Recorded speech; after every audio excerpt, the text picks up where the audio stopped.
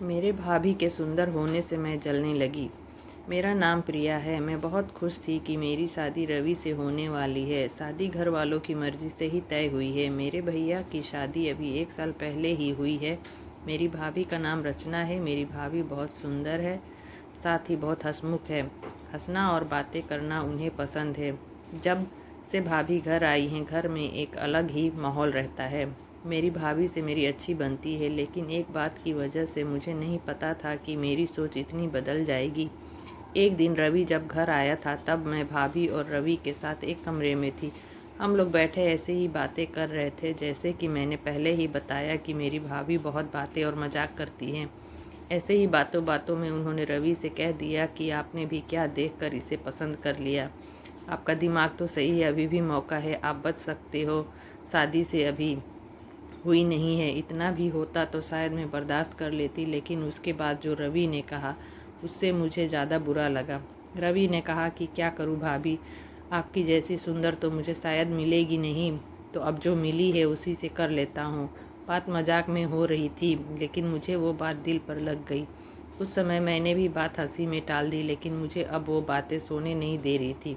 मैं पता नहीं क्या क्या सोचने लगी थी। मैं अपने आप को भाभी के साथ कंपेयर करने लगी थी। मुझे उनसे और उनके सुंदर होने से जलन होने लगी थी। एक छोटी सी बात मेरे अंदर यह बदलाव ला सकती है, मैंने सोचा नहीं था। मैं उस बात का जवाब देना चाहती थी। मैं कुछ भी सोचने लगी थी। मैं सोच रही थी कि कैसे उन्हें भी मैं रुलाऊं। शादी की तैयारियां के साथ मेरा दिमाग कहीं और भी चलने लगा।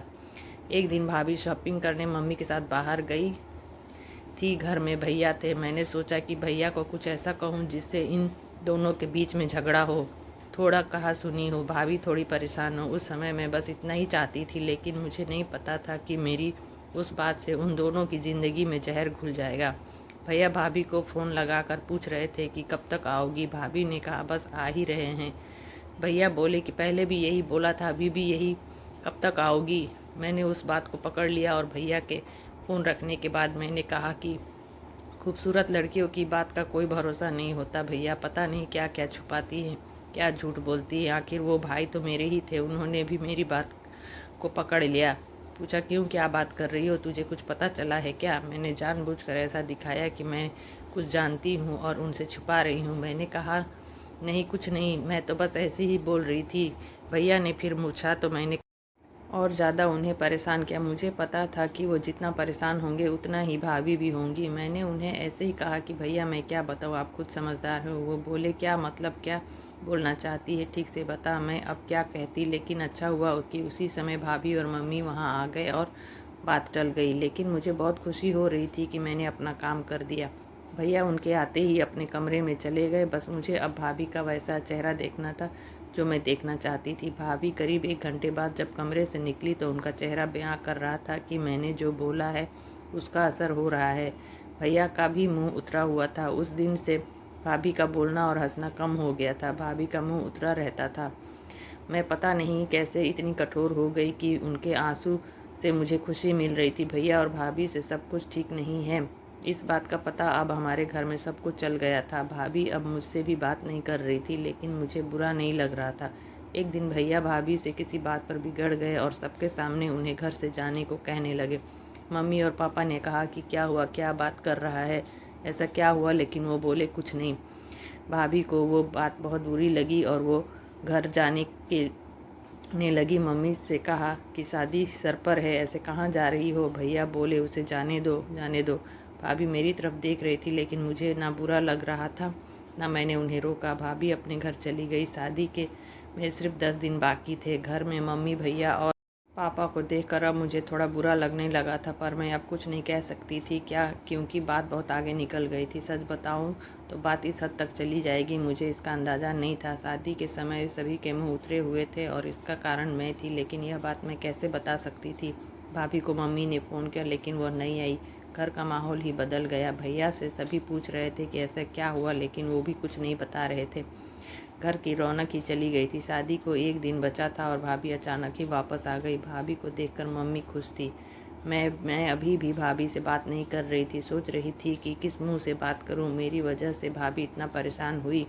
भाभी खुद ही मेरे पास आई। मैंने बोला आप आ गई? वो बोली हाँ। मैंने सोचा कि अगर मैं नहीं आती तो तुम्हें तैयार कौन करता। भाभी ने ऐसा कहा तो मैं रोने लगी। भाभी ने कहा कि मुझे तुम्हारी भैया की बातों का इतना बुरा नहीं लगा। ठेस तो मुझे तुमने पहुंचाई। मैं घर से भी तुम्हारी वजह से गई थी। मैंने सोचा था कि तुम मुझे फ़ोन करके बुलाओगी, लेकिन तुमने ऐसा नहीं किया। मुझे नहीं पता तुमने ऐसा क्यों किया, लेकिन मैं तुम्हें एक बात समझाना चाहती हूँ। अब तुम्हारी शादी होने वाली है, तुम दूसरे घर जाओगी। कुछ ऐसा मत करना जिससे बाद में तुम्हें पछतावा हो। मैंने भाभी को कहा कि मैं भैया को बता देती हूँ कि वो मजाक था। भाभी बोली तुम उसकी चिंता मत करो। उन्हें अगर अपनी पत्नी पर विश्वास नहीं तो यह उनकी गलती है, तुम्हारी नहीं। मैं उनसे निपट लूँगी। शादी का समय है, तुम खुश रहो। भाभी के आते ही घर में रौनक आ गई। इस गलती ने मुझे बहुत कुछ सिखाया। मेरे अंदर की जलन और ईर्ष्या को ख़त्म कर दिया। मेरे अंदर एक डर पैदा कर दिया कि मैं कहीं गलती से भी किसी के साथ कुछ गलत ना कर दूं। भाभी मेरी जैसी नहीं है। मुझे पता है वो भैया को भी संभाल लेंगी। मैंने भाभी के साथ इतना कुछ किया, लेकिन उन्होंने अपना फर्ज नहीं भूला, ना ही यह बताया कि यह सब मेरी गलती है। ऐसी भाभी सभी को मिले। तो दोस्तों, आपको यह कहानी कैसी लगी? आपको यह कहानी कैसी लगी? कमेंट करके हमें ज़रूर बताइए। इसी तरह की कहानियाँ हम आपके लिए लेकर आएंगे। तो बने रहिए हमारे साथ। मिलते हैं नेक्स्ट वीडियो में। और मेरे चैनल को लाइक, शेयर और सब्सक्राइब करना ना भूलें। Thanks for the watching.